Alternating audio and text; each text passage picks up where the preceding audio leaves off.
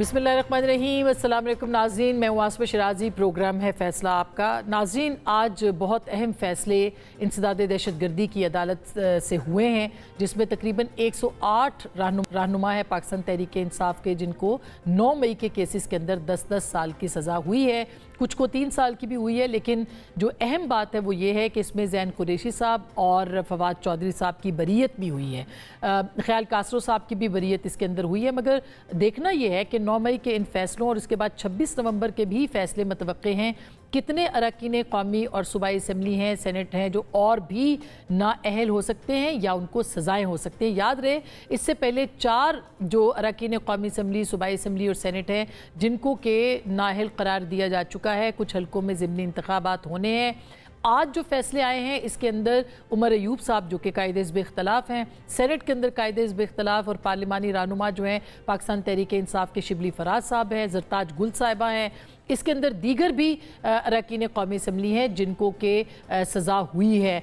तो देखना ये है कि पाकिस्तान तहरीक इंसाफ के लिए जो आज फैसले हुए हैं इसका मुस्तकबिल में क्या असर होगा, और क्या ये इलेक्शन कमीशन की जानिब से ज़ाहिर है सज़ा के बाद नाअहल होते नाअहल हो जाएंगे, नाअहल होंगे तो इलेक्शन होंगे तो क्या सूरत हाल बनेगी। इसके ऊपर बहुत अहम गुफ्तगू है जिस पे हम करेंगे। याद रहे, बैरिस्टर गौहर साहब ने ये कहा कि 75 के करीब अरकान कौमी और सूबाई असम्बली हैं, पार्लियामेंटेरियंस हैं, जिनको के नाअहल करार दिया जा सकता है।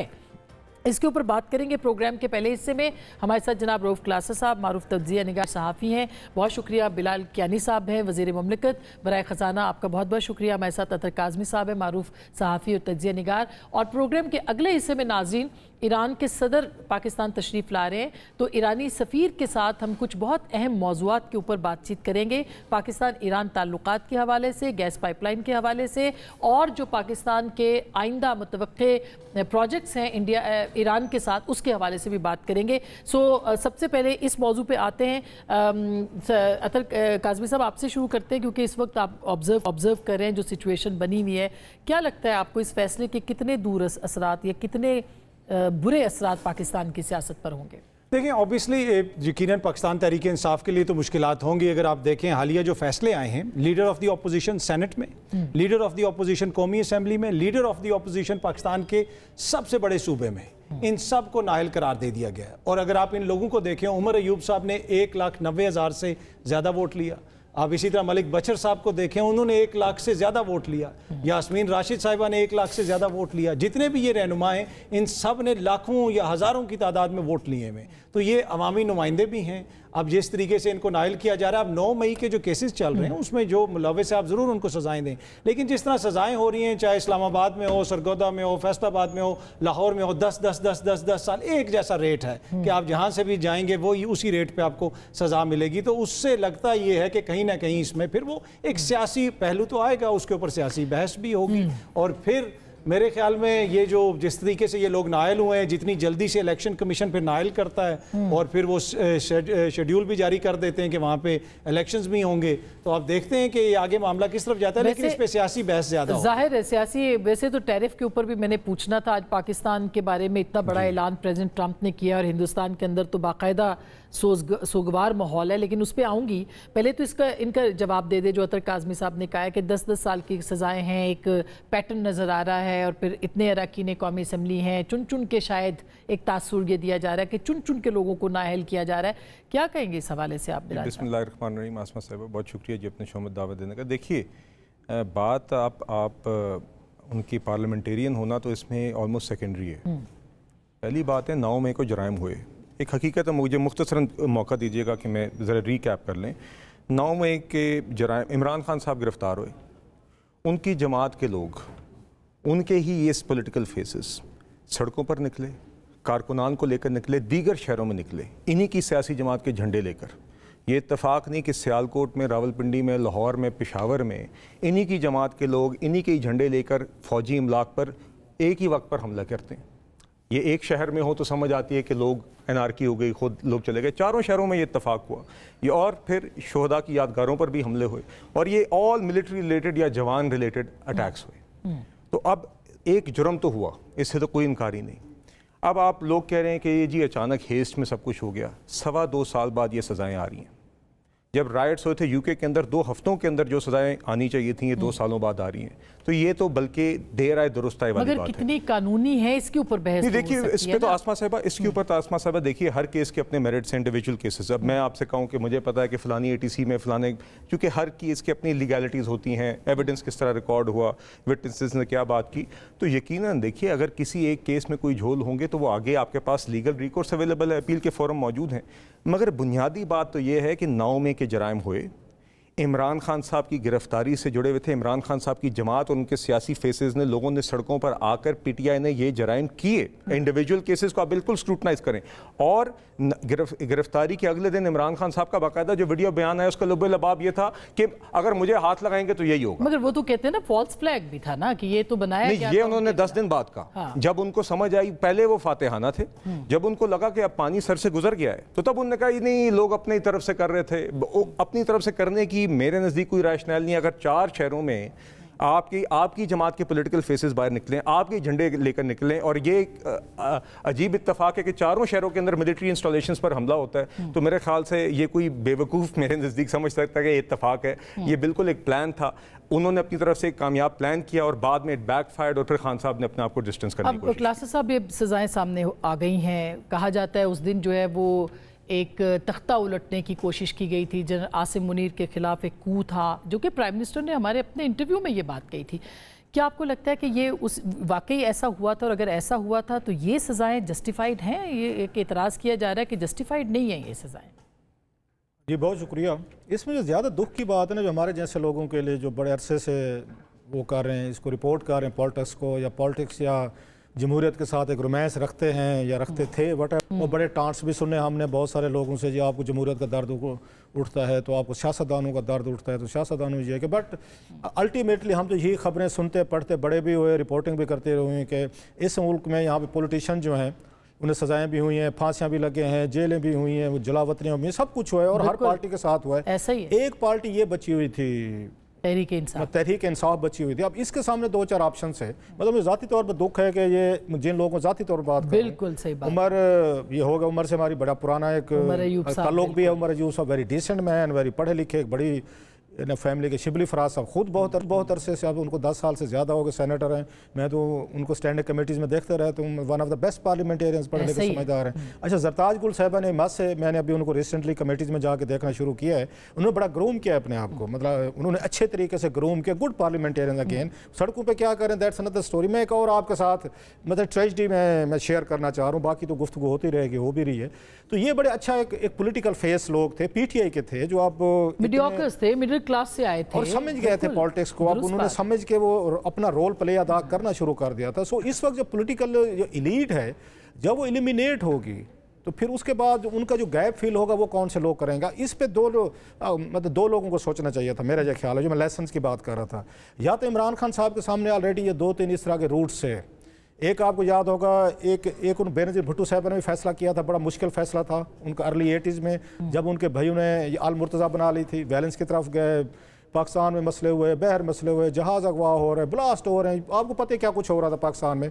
तो बेनज़ीर भुट्टो साहब ने अपने आप को डिस्टेंस किया। उस तरह का जो मिलिटराइज्ड किस्म का विंग था कि we will settle score with general Zia, उन्हें ये लगा कि जनरल ज़िया के साथ हम आगे स्कोर सेटल करने के चक्कर में अपनी पूरी पार्टी को बैन भी करा बैठेंगे, और यही जनरल ज़िया चाहते भी हैं कि हमसे टक्कर लें और हम इनको एलिमिनेट करें पूरी पीपल्स पार्टी को। सो वेरी स्मार्टली उन्होंने अपने आप को उनसे डिस्टेंस किया, एक पोलिटिकल फेस बनी, और जाके उनको उसके बाद 2 दफ़ा वज़ीर आज़म बनी आज भी उनकी पार्टी में। एक तो ये भी रोल मॉडल हो सकते थे खान साहब के लिए कि हमने जाके इस तरह की वैलेंस वाली पॉलिटिक्स में नहीं जाना, यहाँ फांसियां भी लोग लगते हैं, जेलों में जाते हैं, सजाएं भी होती हैं। एक आपके पास एमक्यूएम वाला भी था, एमक्यूएम ने भी यही कुछ किया। उन्होंने भी एक अपना वैलिड विंग बना लिया, मुखालफिन को हैंडल करना, डील का रियासत के साथ उनका भी टकराव हुआ, और फिर अल्टीमेटली इतने बड़े लंबे प्रोसेस के बाद वो भी एक पॉलिटिकल फेस बने। आपके सामने है कि एक उनका आया, मैं उसकी डिटेल में रीइमर्ज किया उन्होंने जी लास्टली। अब नवाज शरीफ साहब से भी सीख सकते थे, एक सॉफ्ट किस्म की को उनकी पार्टी के अंदर भी तो हुई है। नवाज शरीफ साहब को तो हाकिम समझा जाता है, एस्टैब्लिशमेंट के साथ उनके कभी कोई आइडियल तल्लुकात नहीं रहे। जना मुशर्रफ के दौर में भी उन्होंने जेलें भुगती, उनको जलावतनियाँ हुई, दहशत गर्दियाँ हुई, उनकी पार्टी के लोग भी जेल में, सब कुछ रहे। उनको भी उनकी पार्टी ने बड़े तरीके से उन्होंने अलहदा करके उन्होंने कहा मियाँ साहब तो कुछ दिन थोड़ा रेस्ट करो, ये शहबाज शरीफ साहब को आने दे। ये एक तरह का सॉफ्ट किस्म के इनकी पार्टी के अंदर रेवोल्यूशन था कि आप मियाँ साहब क्योंकि हार्ड हिटिंग है, लड़ने वाले बंदे, इनको पीछे करें। अब ये 3-4 मॉडल खान साहब के सामने थे। सही बात है। अल्टीमेटली आपने इस मुल्क में इसी का यही पैकेज है, यही कंट्रैक्ट है, यही SOPs हैं, यही वो सारी चीज़ें जो आपने तय की हुई हैं। ये नवाज शरीफ साहब ने या यहाँ जरदारी साहब ने, इमरान खान साहब ने, शहबाज, इन लोगों ने आपस में तय किए हैं, that's how we will settle political scores. जब ज़ाती दुश्मनी आपने बना ली हैं, एक दूसरे को जेल, इमरान खान साहब के दौर में 70-80% ये पूरी अपोजिशन, जरदारी साहब जेल में, नवाज शरीफ साहब, शहबाज शरीफ साहब, सारे लोग जेल में थे, शायद ककन अब्बासी साहब, मिफ्ता साहब, सबको जेल में डाला हुआ था। उनकी बारी लगी, उन्होंने आपको जेल में डाल दिया, आप आएंगे आप इनको डाल देंगे। हम मतलब बैठे हुए 3-4 लोग तो इस पूरे कई सालों से ये सब देख रहे हैं और कह रहे हैं कि कहीं ना कहीं पे स्टॉप लगा के अपने साथ कोई पॉलिटिकल प्रोसेस करें। आपको अगर आपको लगता है कि नहीं हमने एक दूसरे को जेलों में डालना है, सजाएं देनी है, टॉर्चर करना है, सड़कों पे जलाना है, हमने यहाँ पे लड़ना है, भिड़ना है, तो फेयर इनफ। वो फिर कहते हैं ताकत और इक़्तिदार के लिए जान देनी भी पड़ती है, लेनी भी पड़ती है। ये तो पैकेज है भाई, सबको पता था। इस मुल्क में ये पूछो तो अगेंस्ट इट भाई दावे सारे जो बैठे हुए हैं, हम ये नहीं चाहते थे। हमारे रोमांस है सियासत के साथ, मतलब किस बंदे को खुशी होगी कि उमर जैसे बंदे को 10 साल हो जाए, या इवन शिबली फराज साहब को, या इवन जरताज गुल साहब को। मैं कह रहा हूँ कि मैं उनकी बड़ी वहाँ देखता रहता हूँ, they are doing very well in the committees. पर हुकूमत को भी इस लेवल पे जाके 10-10 साल पार्लियामेंट को खाली करके अगर आपने भी कोई डिक्टेटरशिप कायम करनी है, आपने भी नॉर्थ कोरिया बनाना है, चीन बनाना है, रशिया बनाना है, तो फिर तो ठीक है, फिर उसको पार्लियामेंट खाली कर दें। बिल्कुल, मैं एक तरह से ये सवाल आपके सामने जो करार सब करे, मैं उनके साथ बिल्कुल मुत्तफिक हूँ। लेकिन साथ साथ ये आर्गूमेंट भी किया जाता है कि 9 मई भी तो इससे पहले कभी नहीं हुआ। अगर 9 मई ना होता तो ये ना होता। ये सब लोग जो कि मीडियोकर फैमिली से आए थे, जो कि पॉलिटिक्स को ज्वाइन कर रहे थे, जिन्होंने मिडिल क्लास पॉलिटिक्स को जो है उसका रुझान बढ़ाया, उनका इंटरेस्ट पैदा किया, उन सबको मुतशद्दिद रवैये के ऊपर जो है वो पार्टी ने उकसाया और उनको मजबूर किया कि वो यहाँ पे आए। आपको लगता है कि ये PTI की एक गलत पॉलिसी थी कि आपने सिर्फ तशद्दुद और एहतजाज का रास्ता इख्तियार करना है जिसका ये नतीजा निकला? नहीं, मैं नहीं समझता कि PTI को MQM से जोड़ना। PTI ने 2024 के इंतखाबात में इन तमाम इल्ज़ामात के बावजूद पाकिस्तान में सबसे ज़्यादा वोट लिया। उनको सूट ही नहीं करता कि वो तशद्दुद। किसी ज़माने में MQM भी बड़े वोट लेती थी। क्या MQM की कभी पाकिस्तान में हुकूमत बनाई है? क्या MQM ने गिलगित बल्तिस्तान में हुकूमत बनाई है, KP में हुकूमत बनाई है, पंजाब में हुकूमत बनाई है, कश्मीर में हुकूमत बनाई है? इन इलेक्शंस में भी जाहिर है कि वो एक लासानी जमात थी। तो ये तो देखे ना, एक कौमी जमात और अभी भी कौमी जमात, इस वक्त भी आप देख लें। देखिए, इस वक्त मेन इशू ये है कि हुकूमत का रवैया क्या है। आज जो यहाँ पे अपोजिशन की कॉन्फ्रेंस होनी थी, वो आपने PDM यहीं पे हमने देखा, इसी इस्लामाबाद में बनी रेड जोन में इनकी मीटिंग्स भी होती थी। कभी मैरियट में मीटिंग हो रही है, कभी किस जगह पे मीटिंग हो रही है। इस वक्त ये किसी को कॉन्फ्रेंस नहीं करने देते। PTI तो जी मुतशद्दिद है। बाकी सारी जो उसमें जमातें थी, जमात इस्लामी थी, अचकजई साहब थे वहाँ पे, अलामा राजा नासिर अब्बास थे, मुस्तफ़ा नवाज खोकर थे, वकला आए हुए थे। क्या उनमें से कौन सी ऐसी जमात थी जिनके ऊपर इस तरह का इल्ज़ाम है? तो इल्ज़ाम लगा के आप किसी को सियासी अमल से बाहर तो नहीं कर सकते, आपको साबित करना पड़ेगा। 9 मई नहीं हुआ पहले, बिल्कुल जिन्होंने किया है आप उनको सजाएं दें, लेकिन आप ब्लैंकेट तो नहीं लोगों पे इल्जाम लगा सकते। और 9 मई वाले दिन जिस तरीके से इमरान खान साहब को इस्लामाबाद हाई कोर्ट से उठाया गया, वो भी तो देखे ना, पार्ट एंड पार्सल है। खान साहब तो उस दिन जेल में थे जब ये सारे वाकयात हुए। मैं एक छोटी सी आपको मिसाल दूं, ये जो फैसलाबाद में आज सजाएं हुई हैं, कास्त्रो साहब को सजा नहीं हुई, कास्त्रो साहब, जैन कुरैशी साहब को भी नहीं हुई। अब जो कास्त्रो साहब का केस है वो बड़ा जबरदस्त केस है। इनको 10 मई को सुबह 10:30 बजे पुलिस ने गिरफ्तार कर लिया, 3:30 बजे सेंट्रल जेल फैसलाबाद में इनको दे दिया, हवाले कर दिया, रिकॉर्ड आ गया। और उसी रात को जो 10:30 बजे पर्चा हुआ उसमें इनको दे दिया कि जी रात को 10:30 बजे ये कहीं पे बसें चला रहे थे कि ये क्या कर रहे थे। जब उन्होंने ये सबूत रखे जेल के उधर कि जनाब FIR में मेरा नाम डाला गया और ये वो, मैं तो जेल में था उस दिन, तो उधर फिर जज साहब के पास कोई ऑप्शन नहीं किया गया ना। इसका मतलब ये कि उनके पास पूरी FIR मशकूक हो गई ना। इसका मतलब है कि उनके पास सबूत था कि वो इसमें इन्वॉल्व नहीं थे, पूरी FIR मशकूक हो गई। ना जरताज गुल फैसलाबाद में थी, ना उमर अयूब साहब फैसलाबाद में थे, ना शिबली फराज साहब फैसलाबाद में। तो ये सजाएं जो है सियासी सजाएं हैं, इस वजह से लोग कहेंगे हाँ असली जो लोग मुलविस थे आप उनको सजाएं देते तो लोग इस पर। ये बिलाल साहब वैसे ये इसके ऊपर जो है ना, जिसने माफी मांग ली, जिसने अपनी नदामत का इजहार कर दिया, जिसने सिद्क़े दिल से माफी मांग ली, उनको तो आप माफ़ कर दिया गया। लेकिन फिर उन्हीं लोगों को, खैर मैं फारूक हबीब साहब का देख रही थी, उनको भी सज़ा हुई है आज। उनको गो कि उन्होंने पार्टी छोड़ दी थी अपनी, लेकिन उसके बावजूद उनको सज़ा हुई है। ये रवैया अगर इस तरह सज़ाएं होंगी तो उसको फिर इसी नज़र से देखा जाएगा जिस तरह से इस वक्त परसीव किया जा रहा है कि ये पॉलिटिकल विक्टिमाइजेशन है। देखिए आसमा साहब, मैं तो इस बात से इत्तफाक करता हूँ कि 9 में मेरे नज़दीक इतना संगीन जुर्म है कि ये वो सियासत से ऊपर है। मैं ऑनेस्टली मतलब कि मैं आपको 9 में के अंदर जो भी शख्स मुलव्वस था उसको सज़ा होनी चाहिए। बिकॉज़ ये एक रियासत पर हमला था, और ये हम रियासत पर हमला, चले आप कहें सियासत में अक्सर ये फ़िक्रा इस्तेमाल किया जाता है, मगर मैं ऑनेस्टली बिलीव करता हूँ कि ये रियासत पर हमला था। आप अगर कहते हैं कि आप एहतजाजी सियासत करें तो और जमातों ने भी की है, कभी ये नहीं हुआ पहले, ये हकीकतन पहले कभी नहीं हुआ। हमारी हुकूमतें गुजरी हैं, आपने बहरहाल उससे पहले 80 की दहाई, 70 की दहाई, 90 की दहाई, मगर कभी ये काम नहीं हुए। और इसी तरह मैं आज भी आसमा साहिबा आपको बताऊं कि, और अगेन अतहर भाई काबिल इज़्ज़त हैं, काबिल एहतराम हैं, ये बात कर रहे थे कि उनके इतने वोट हैं उतने वोट हैं, इसका इस बात से कोई ताल्लुक़ नहीं है। आपने अगर जुर्म किया है, अगर आपने 9 में किया है, अगर आपने नोइंगली विलिंगली जाके GHQ की तरफ लोगों को गुजारा है, आपने शुहदा की यादगारों पर हमले किए हैं, आपने फ़ौजी इमलाक पर हमले किए हैं, तो माजरत के साथ इसका इस बात से कतन ताल्लुक़ नहीं है। आप हरगिज़ भी उसको एज ए शील्ड नहीं इस्तेमाल कर सकते कि मैं सियासतदान हूँ, या मेरी सियासी जमात से ताल्लुक़ है, या मेरे इतने वोट हैं, या मेरे साथ इतने लोग हैं।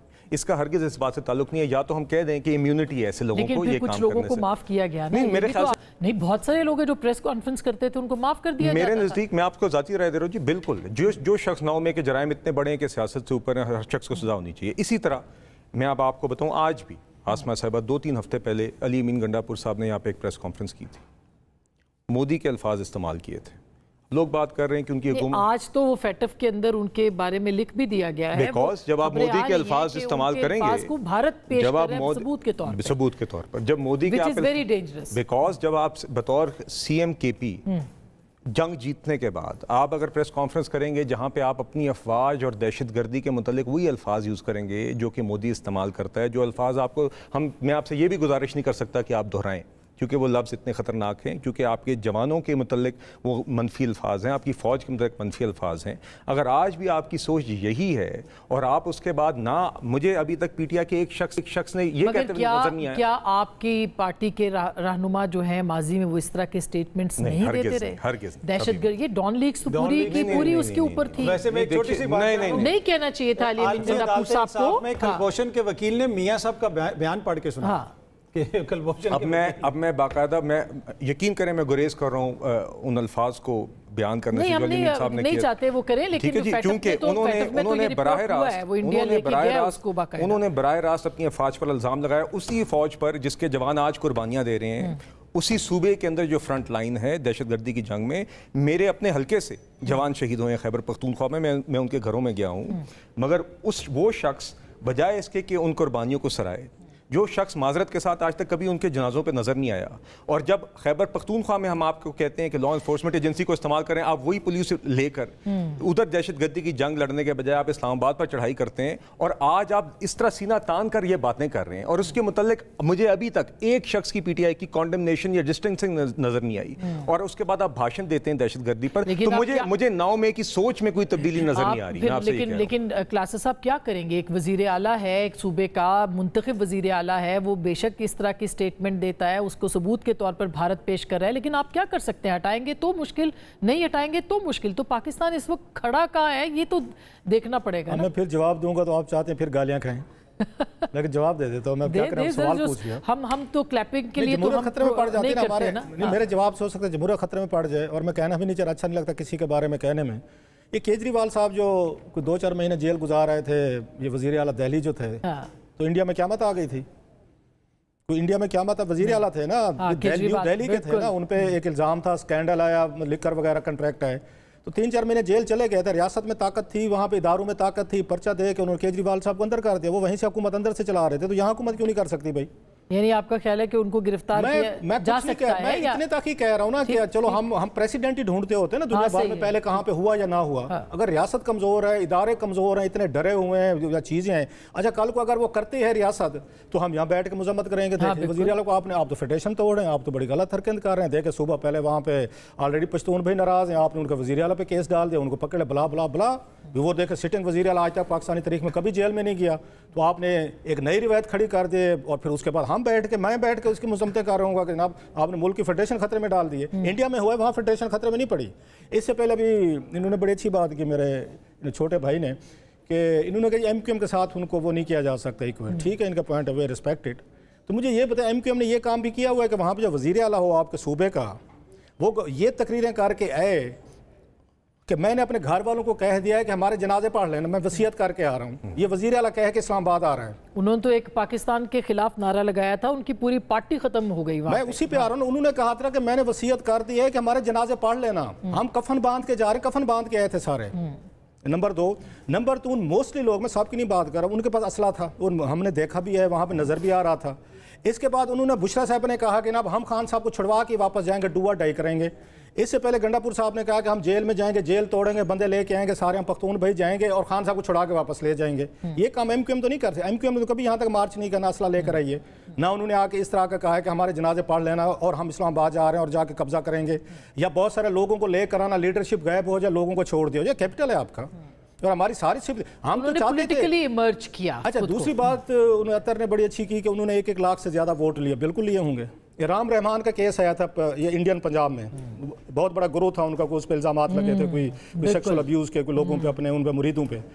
جج کو جا کر کہا گیا تھا سر لاکھوں کا مجمع عدالت کے باہر کھڑا ہوا ہے، رام رحمان جو ان کا گروہ تھا اس کو آپ نے سزا نہیں دینی، آگ لگ جائے گی، لوگ مریں گے، لا اینڈ آرڈر کی سچویشن ہو جائے. اس سے زیادہ پاپولر نہیں تھے ہمارے ہاں لیڈر جو ہیں جناب. اس نے کہا، جج نے کہا کہ جناب کہ آسمان گرتا ہے گرنے دیں، فیئر انف، میں تو یہی فیصلہ دوں گا. اس نے اس کو 7 سال یا پتہ نہیں کتنے سال سزا دی. وہی کچھ ہوا، رائٹس ہوئے، گولی چلی، وہاں 37 لوگ مارے گئے تھے اس فیصلے کے فوراً بعد. امپلیمنٹیشن پولیس نے، اداروں نے کرایا، غلط کرایا، صحیح کرایا، وہ کہ ڈیبیٹڈ کے بندے نہیں مارنے تھے، ایک کی خاطر آپ نے یہ کچھ کر دیا. سو پاپولیرٹی از ناٹ دا اس کا کریٹیریا. اگلی بات، جتنے بڑے لوگ ہوتے ہیں ان کو دنیا بھر میں سزائیں زیادہ ملے. سلمان خان نے کالے ہرن کا شکار کر لیا راجستھان میں، قیامت آ کے کالا ہرن بھی ایک مار دیا ایک ایکٹر نے.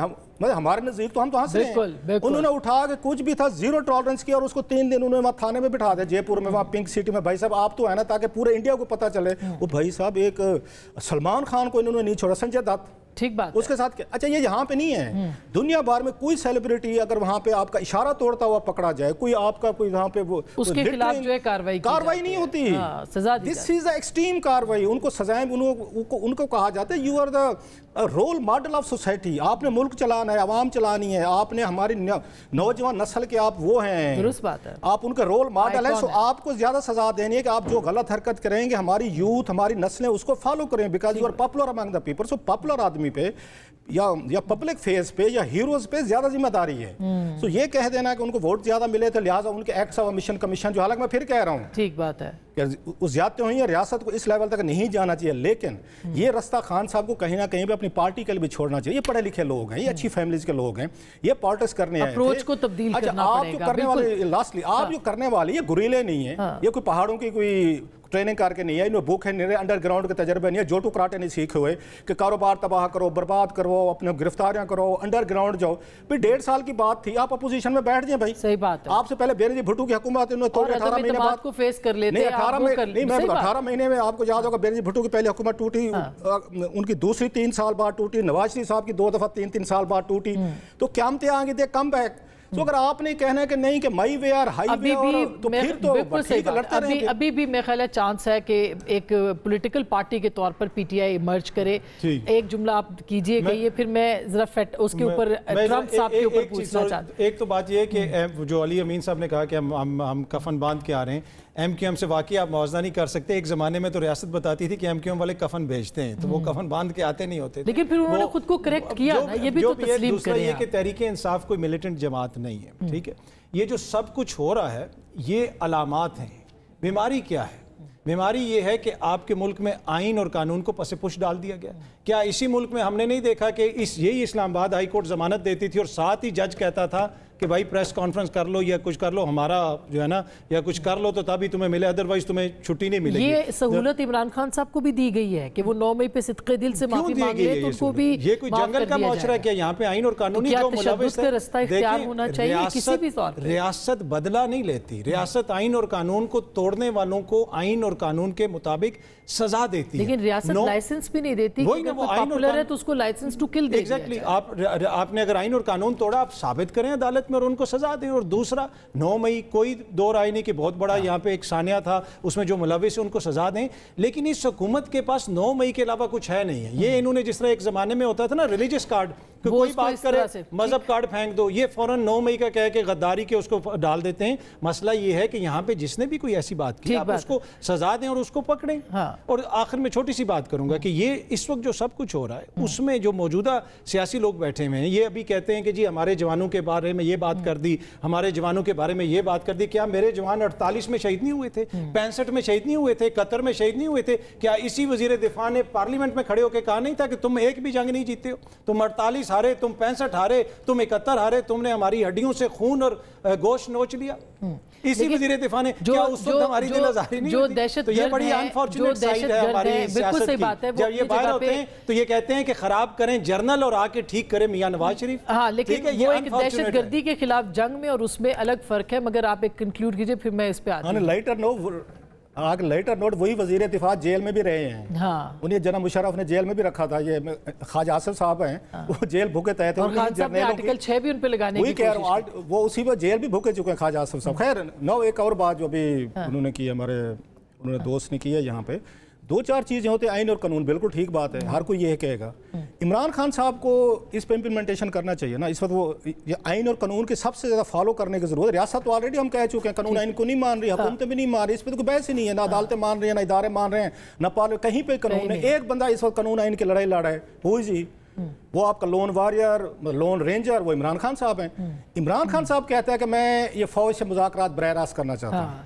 کیا آئین اور قانون کے تحت یہ ان کو اجازت دے دی جائے کہ خان صاحب اس وقت جناب عاصم منیر صاحب اور خان صاحب فیس ٹو فیس بیٹھ کے, یا ان کا نمائندہ چکزین کمپنی وہ کسی کور کمانڈر کے ساتھ یا ڈی جی آئی کے ساتھ بیٹھ کے مذاکرات کریں, تو یہ آئین اور قانون ہے جو عمران خان صاحب مانگ رہے ہیں. جب ہم یہ اعتراض کرتے ہیں وہ کہتے ہیں کیا کریں, سارے اختیارات فوج کے پاس ہے. بھئی آپ فوج سے اختیارات تو لینے ہیں, آپ نے یہ اختیارات فوج سے لینے ہیں. آئین اور قانون کے تحت پارلیمنٹ جب وہاں پہ لڑائی لڑنی ہے.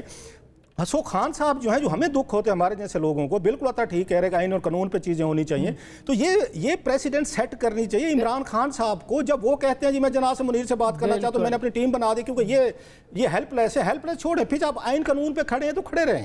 پرابلم وہاں سے آ رہا ہے, یہ خان صاحب سے آ رہا ہے کہ وہ آئین اور قانون کے اوپنلی کہہ رہے ہیں کہ ہم یہ فوج سے مذاکرات کریں گے. And he is a champion of ان کے آئین اور قانون, لہٰذا ان کو زیادہ پریسیڈنٹ سیٹ کرنے کی ضرورت ہے. بالکل صحیح. اچھا میں اب آخری چند منٹ رہ گئے ہیں, تو میں چاہتی ہوں کہ یہ جو ٹرمپ صاحب نے فیصلہ کیا, ویسے ہم نے اس پہ بات کرنی تھی کلاسز صاحب, لیکن اتنا بڑا یہ فیصلہ آ گیا کہ ادھر چلے گئے. مگر آپ کو کیا لگتا ہے کہ یہ جو کتنے % ٹیرف اب پاکستان پہ لگے گا, اور کتنا یہ آئل کے ذخیرے کدھر ہیں, یہ سب سے بڑا سوال ہے. جی دیکھیے آسمہ صاحبہ, آج یہ بڑی لینڈ مارک ڈیولپمنٹ ہوئی ہے جی. میرے خیال سے پاکستان کے لیے بہت خوشائند خبر ہے کہ پاکستان اور امریکہ کی ٹریڈ ڈیل سائن ہوئی ہے.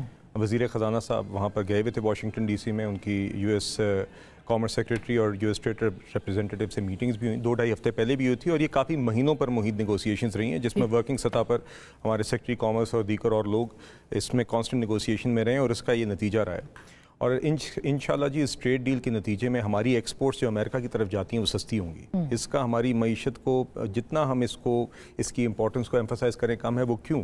آپ کی جو ابھی مالی سال اختتام پذیر ہوا ہے, اس میں $32 ارب کی آپ کی ایکسپورٹس تھیں, اور امریکہ آپ کی سنگل لارجسٹ ایکسپورٹ ڈیسٹینیشن ہے. $6 ارب کی ایکسپورٹس وہاں پر گئی ہیں. تو جب آپ کی ایکسپورٹس سستی ہوتی ہیں امریکہ جانے کے لیے, تو آپ کی ایکسپورٹ کمپیریٹیونیس بڑھتی ہے, اور آپ کی جو آلریڈی سب سے بڑی مارکیٹ ہے وہاں پہ آپ کو ایکسپورٹ بڑھانے کا موقع ملتا ہے. نہ صرف یہ کہ ٹیرفس ہمارے کم ہوں گے, مگر اگر آپ خطے سے کمپیریزن کریں اور انڈیا پہ جو ٹیرف لگا ہے, تو ہماری اس میں ہماری کمپیریٹیونیس اور بھی بڑھ جاتی ہے. چونکہ ہمارا کمپٹیشن ایکسپورٹس کے لیے South Asia, South East Asia region میں ہوتا ہے, تو اس میں کمپیٹیونیس کمپیریٹیولی ہماری کمپیٹیونیس بڑھی ہے. اور یہ اس لیے آسمہ صاحبہ ضروری ہے کیونکہ جب بھی شہباز شریف صاحب کہتے ہیں کہ ہمارا آخری IMF پروگرام ہوگا, تو ہم وہ اس کی بنیاد صرف یہ, مگر وہ تیل کہاں ہے جو کہ ڈھونڈنا ہے. میں اس طرف آتا ہوں جی. دیکھیے کہ آپ کی جب تک ہماری ایکسپورٹ لیڈ اکنامک گروتھ نہیں ہوگی, ایکسپورٹس نہیں بڑھیں گی, تو بار بار ہماری معیشت میں یہ مسئلہ آپ نے ماضی میں دیکھا ہے کہ معیشت پہلے سٹیبل ہوتی ہے, پھر جب اس میں گروتھ آتی ہے تو امپورٹس بڑھتی ہیں, مگر پھر زر مبادلہ کے ذخائر کم ہوتے ہیں کیونکہ ایکسپورٹس اس پرپورشن سے نہیں بڑھتی. اس حوالے سے یہ بہت اہم ڈیولپمنٹ ہے. دوسری جو آپ نے بات کی, تو اس ٹریڈ نیگوسیشن کے اندر ایک یہ بھی پہلو رہا کہ امریکہ اپنی انویسٹمنٹس پاکستان میں بڑھائے گا, اور اس میں انہوں نے चंद सेक्टर्स को आइडेंटिफाई किया जिसमें एनर्जी भी है, माइंस एंड मिनरल्स भी है, आईटी भी है। तो जो आप प्रेसिडेंट ट्रंप के ट्वीट का हवाला दे रही हैं वो इस तनाजुर में है कि उसके अंदर एनर्जी सेक्टर की जब हम बात करते हैं तो इसमें ऑयल एंड गैस भी है। तो इंशाल्लाह ऑयल एंड गैस एक्सप्लोरेशन में हम एक्सपेक्ट कर रहे हैं कि अमेरिका की इन्वेस्टमेंट बढ़ेगी, पाकिस्तान की उसके बाद चले जी वो तो वैसे क्या विजडम है प्रेसिडेंट ट्रंप की, वो चले उनकी सोच आप तो फैन है, मगर बुनियादी बात ये जी कि हमारी इंशाल्लाह एक्सपोर्ट्स भी इसके नतीजे में बढ़ेंगी, पाकिस्तान में इन्वेस्टमेंट्स भी अमेरिका की बढ़ेंगी और पाकिस्तानी अवाम को रोजगार के सूरत में और अल्लाह करे ऐसा ही हो। आपने कहा कि मैं फैन हूँ, हमें तो साइड पर है कि इमरान खान साहब खुद फैन थे, जब उनसे मुलाकात करके आए थे उन्होंने कहा मैं दूसरा वर्ल्ड कप जीत के आ रहा हूँ, तो लिहाजा वो तो खान साहब फैन थे, हम उसके बाद फैन बने, जब खान साहब उनके फैन बने फिर हम उसके बाद ट्रंप साहब के बिल्कुल ऐसा ही है। बहुत बहुत शुक्रिया। एक छोटा सा मेरे ख्याल में इसमें क्रेडिट जिधर ड्यू है वहाँ पे भी देना चाहिए, जो फील्ड मार्शल सब गए थे और ट्रंप से मिल के आए थे, हुकूमत क्रेडिट लेने के लिए बड़ी तेज है। नहीं जी ऐसा बिल्कुल मेरे ख्याल से जी अब इसमें मुझे इसमें इजाज़त दीजिएगा, बिल्कुल सही बात है कि सफारतकारी की जो हमारी एक कामयाबी रही है जिसमें हम जंग जीते और साथ डिप्लोमेटिक हमने एक जंग जीती जिसमें दुनिया में एक ही वक्त में हमने अपने सारे स्ट्रेटेजिक पार्टनर्स के साथ हमने अपने एंगेज किया और स्ट्रेंथन की रिलेशनशिप। अलग प्रोग्राम बनता है और फील्ड मार्शल आसिम मुनीर साहब की प्रेसिडेंट ट्रंप से मुलाकात, चंद दिन पहले डिप्टी प्राइम मिनिस्टर इसहाक डार साहब की secretary of state Marco Rubio से, और जिस दिन सेक्रेटरी ऑफ स्टेट के साथ इसहाक डार साहब मिल रहे थे उसी दिन फील्ड मार्शल साहब फॉरेन मिनिस्टर चाइना के साथ मिल रहे थे। तो अल्हम्दुलिल्लाह डिप्लोमेटिक सतह पर भी मिलिट्री और civilian side and the state as a whole what we have achieved, I think के पिछली दहाइयों में हम इस तरह की पोजीशन में नहीं थे और कामयाबियां मिले और ये जो आपका सेम पेज कोऑपरेशन है ये जारी रहे ताकि पाकिस्तान आगे बढ़े, वरना सिविल मिलिट्री ताल्लुकात की खराबी ही बुनियाद बनती है असल में। जब डर लगता है जब बहुत ज़्यादा सेम पेज हो, बहुत ज़्यादा सेम पेज ना हो जाए। एक छोटी सी ब्रेक के बाद वापस आएंगे और हमारे साथ ईरान के सफीर मौजूद होंगे। ईरान के सदर का भी बहुत अहम दौरा होने वाला है और पाकिस्तान के ईरान के साथ भी ताल्लुकात तो उसी तरह से बेहतर हो रहे हैं जिस तरह से दीगर मुल्कों के साथ है। इस पर बात करेंगे ब्रेक के बाद, हमारे साथ रहिए।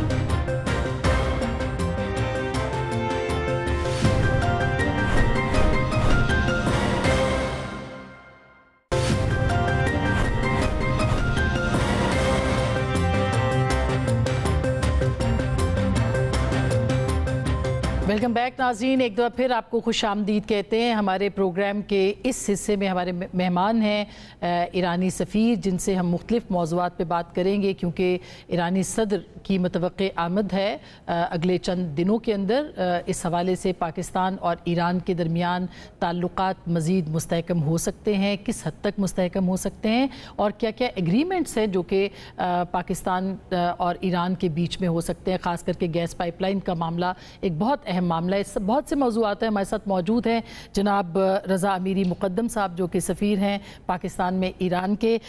थैंक यू सो मच, तशक्कुर बसियार, खुश आमदीद। हाल शुमा खूब است؟ خیلی متشکرم.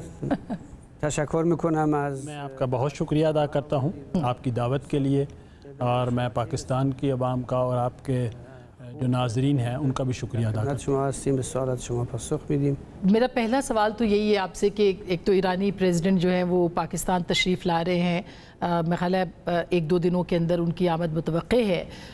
एक तो उनका आने का मकसद क्या है और क्या आपको लगता है कि ये दौरा वो पाकिस्तान की आवाम के लिए आ रहे हैं उनको शुक्रिया अदा करने के लिए, और कुछ तजारती मुआहदों पर भी क्या दस्तखत मुमकिन है?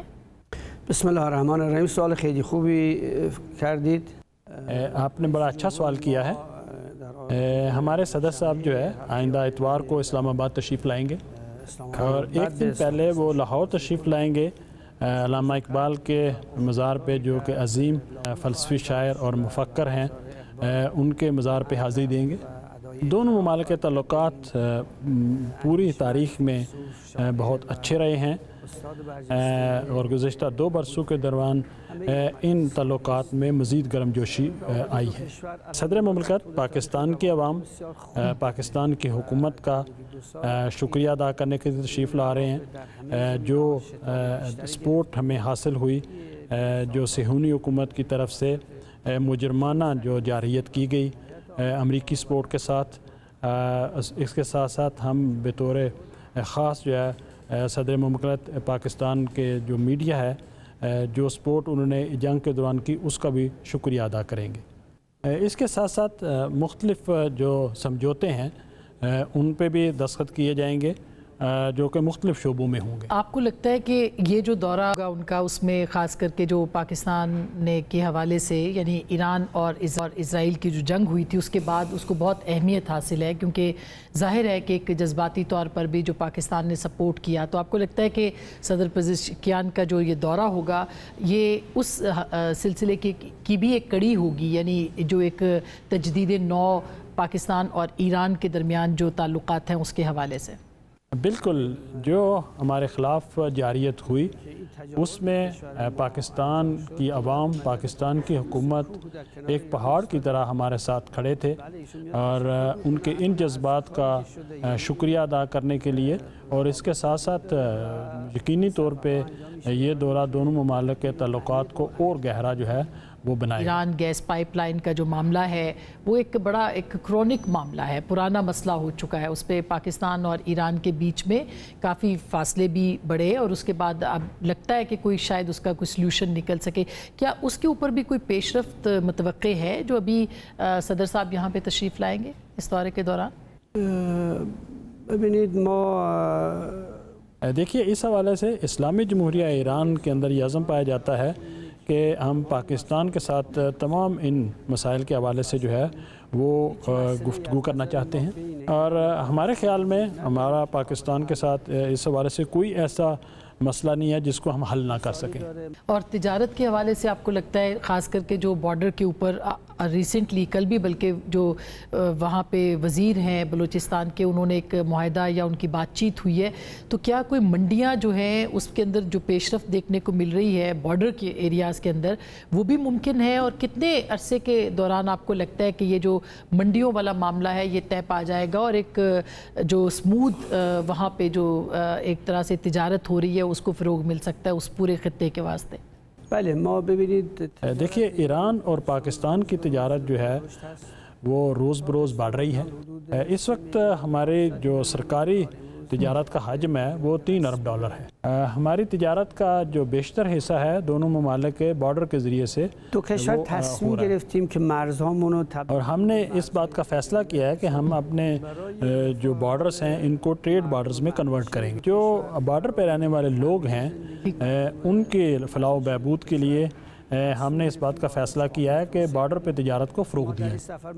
اس سفر کے دوران جو ہمارا سستان بلوچستان ہے حکام، جو کہ پاکستان کا بلوچستان ہے، ان کے ساتھ ان کا بارڈر ملتا ہے، وہ پریزیڈنٹ کو کمپنی کریں گے تاکہ بارڈر پہ جو تجارتی مسائل ہیں اور جو رکاوٹیں پائی جاتی ہیں ان کو دور کیا جا سکے۔ دونوں ممالک نے اس بات کا بھی فیصلہ کیا ہے کہ ایک فری ٹریڈ زون دونوں ممالک کے بارڈر پہ وہ اسٹیبلش کیا ہے، اور جو فری ٹریڈ زون آرگنائزیشن کے ہیڈ ہیں وہ بھی پریزیڈنٹ کو اس سفر میں ہمراہی کر رہے ہیں۔ جو بنیادی جو ہے وہ ہے تجارت، وہ ٹرانسپورٹیشن ہے، چاہے وہ زمینی ٹرانسپورٹیشن ہو یا ہوائی ہو، اور اس سفر کے دوران ہم ڈائریکٹ فلائٹس کے حوالے سے بھی دونوں ممالک کے درمیان ایک معاہدہ جو ہے یہ آپ کا خیال ہے کہ جو تنازع ہے، بھلے جتنے بھی تجارتی تنازع ہیں وہ طے ہو سکتے ہیں، انکلوڈنگ آپ کہہ رہے ہیں کہ جو گیس پائپ لائن جس کے اوپر پاکستان کے اوپر کہا جاتا تھا کہ جرمانہ بھی عائد ہو سکتا ہے، اس کو بھی امیکیبلی جو ہے وہ ریزالو کیا جا سکتا ہے؟ اور ٹارگٹ کیا ہے ایران کی طرف سے اور پاکستان کی طرف سے کہ کتنی تجارت ہم نے بڑھانی ہے؟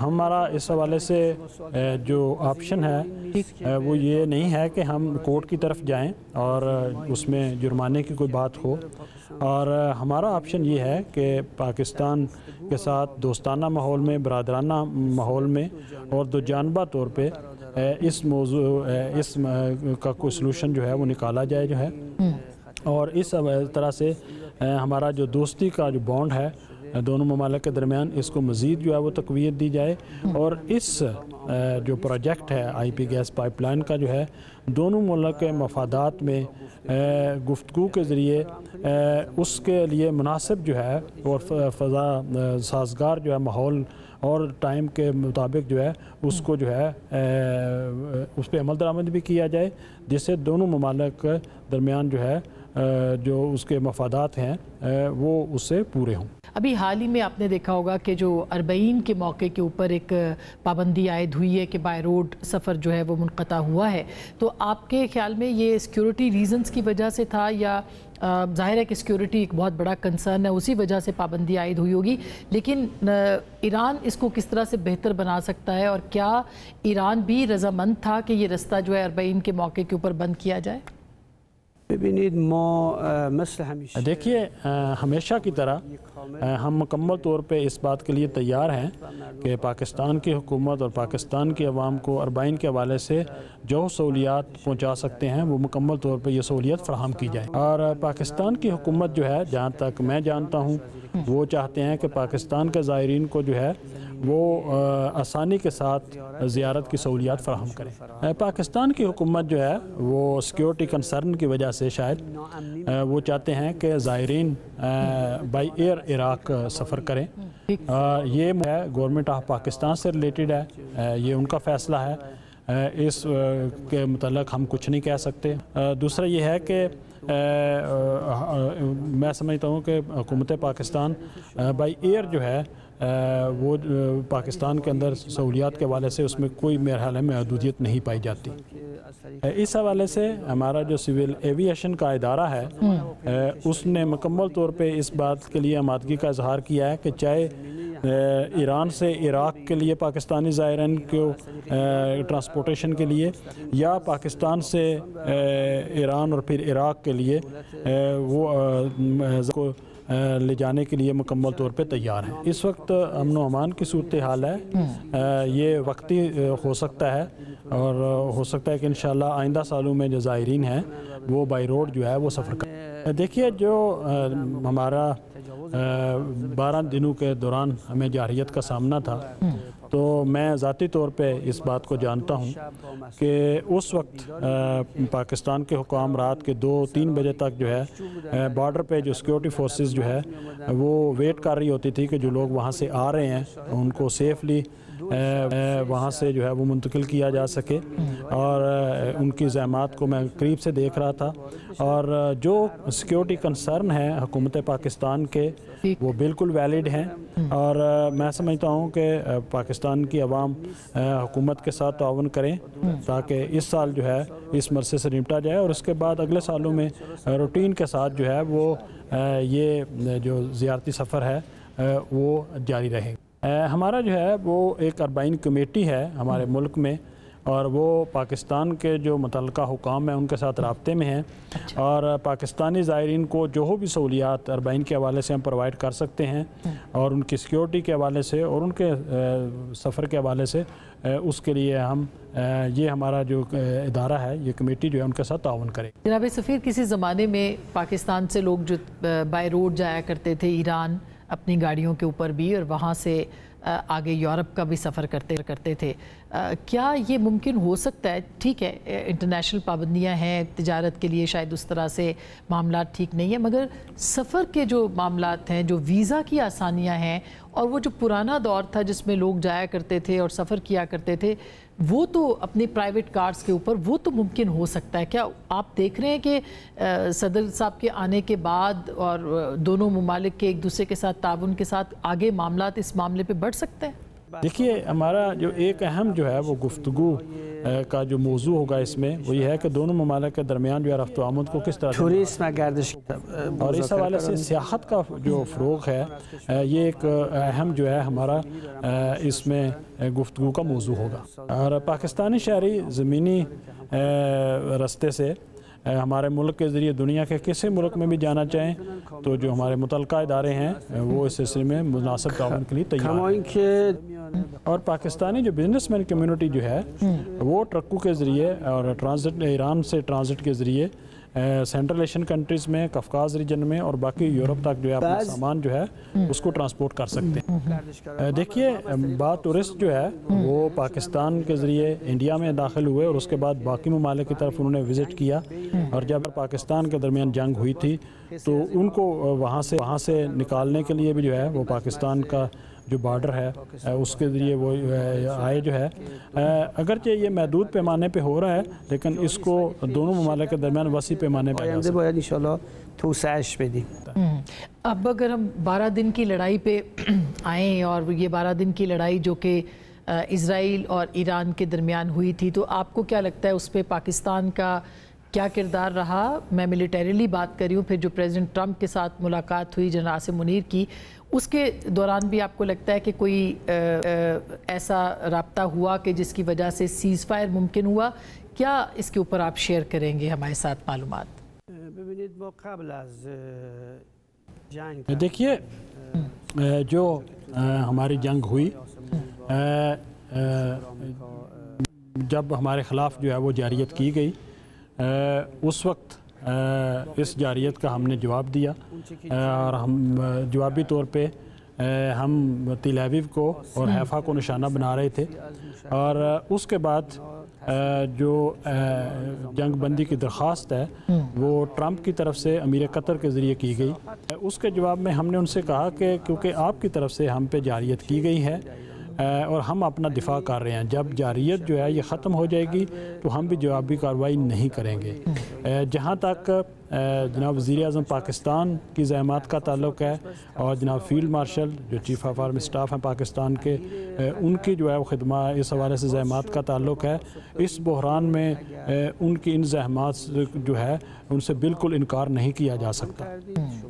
دوسری بات یہ ہے کہ جو بھی ملک جارحیت کرتا ہے اس کے کچھ مقاصد ہوتے ہیں، اور جیسا کہ واضح طور پہ نیتن یاہو اسرائیلی وزیر اعظم نے بھی اور ٹرمپ نے یہ اعلان کیا تھا کہ ان کا ٹارگٹ ایران کے اندر رجیم چینج ہے، اور جب ان کی طرف سے جنگ بندی کی درخواست کی گئی، اس کا مطلب ہے کہ ان میں شکست کے آثار جو ہے وہ نمایاں تھے، اور وہ اپنے ان جو ہے مقاصد کو حاصل کرنے میں کامیاب نہیں ہوئے۔ یہ صرف ایران اور امریکہ سے اس بات کا تعلق نہیں ہے، دنیا میں جہاں کہیں بھی جو جارح ہے جب اپنے اہداف حاصل نہیں کر پاتا اور وہ جنگ بندی کی درخواست کرتا ہے، اس کا مطلب ہے کہ اس کو شکست ہو گئی ہے۔ آپ کو لگتا ہے کہ مستقبل میں بھی اسرائیل جو ہے وہ نشانہ بنا سکتا ہے، جو کہ ایک کنسرنز رہتے ہیں ہمیشہ سے ایران کو، اور کیا یہ بات بھی اپنی جگہ پہ آپ بھی یہ تسلیم کرتے ہیں کہ اسرائیل کا نشانہ جو ہے وہ ایران، بہانہ ایران ہے اور نشانہ پاکستان ہے؟ اور ایسی صورت میں کوئی پاکستان اور ایران کے بیچ دفاعی تعلقات جو ہیں وہ کس نوعیت کے ہو سکتے ہیں یا ہیں کہ وہ پروٹیکٹ کیا جا سکے ایک دوسرے کو ایک ساتھ مل کے؟ سوال خیلی خوبی کردید، آپ نے بڑا اچھا سوال کیا ہے۔ دیکھیے، یہ مغربی دنیا کی طرف سے اور امریکہ کی طرف سے اس بات کا فیصلہ کیا گیا ہے کہ اس علاقے میں جو برتر قوت ہوگی اور جو غالب قوت ہوگی وہ بچوں کی قاتل حکومت اور صہیونی حکومت اسرائیل کی ہے۔